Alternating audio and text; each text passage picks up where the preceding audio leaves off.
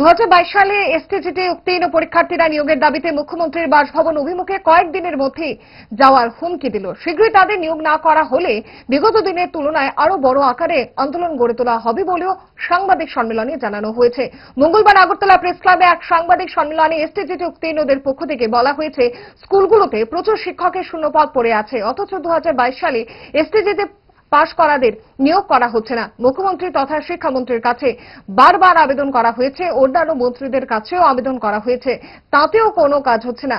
এদিকে অনেকের বয়স চলে যাচ্ছে, অনেকে লোন নিয়ে পড়াশোনা করছে, বিএড করেছে, এখন সেই টাকা সুদে আসলে অপ্রতিরোধ্য গতিতে বেড়ে চলেছে। তাই অতি সত্বর আমাদের নিয়োগ করার দাবি জানাচ্ছি, অন্যথায় আন্দোলন অতীতের তুলনায় আরো তীব্রতর হবে।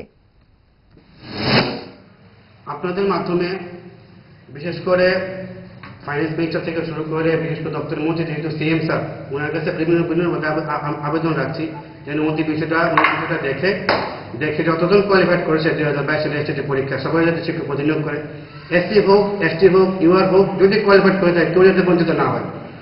আগামী দিনে আমাদের থেকে কিছু সংখ্যক ক্যান্ডিডেটরা সিএম বাড়ি মুখী হবে। ওনার সাথে যেহেতু দপ্তরের মন্ত্রী উনি, তথাপি এই রাজ্যের অভিভাবক, ওনার সাথে জিনিসটা জানবার জন্য যে কেন তাদের সবাইকে নিয়োগ করা হবে না, যাতে সবাইকে নিয়োগ করা হয়, অতি সত্বর নিয়োগ করা হয় যারা কোয়ালিফাইড করেছে। আর যদি এই প্রবলেম সলিউশন না হয়, আজকে আমরা বিগত সময় আপনি দেখেছেন আমরা বিভিন্ন জায়গাতে আন্দোলন করেছি, কোথাও অনেক সময় টিআইবির সামনে, কোথাও সিটি সেন্টার, কোথাও রাজবাড়ির সামনে, কোথাও মন্ত্রীবাড়ির সামনে, সেই আন্দোলন কিন্তু বরাবর চলতে থাকবে, অর্থাৎ আগামী দিনে সেটা আরো বড় আকার ধারণ করবে।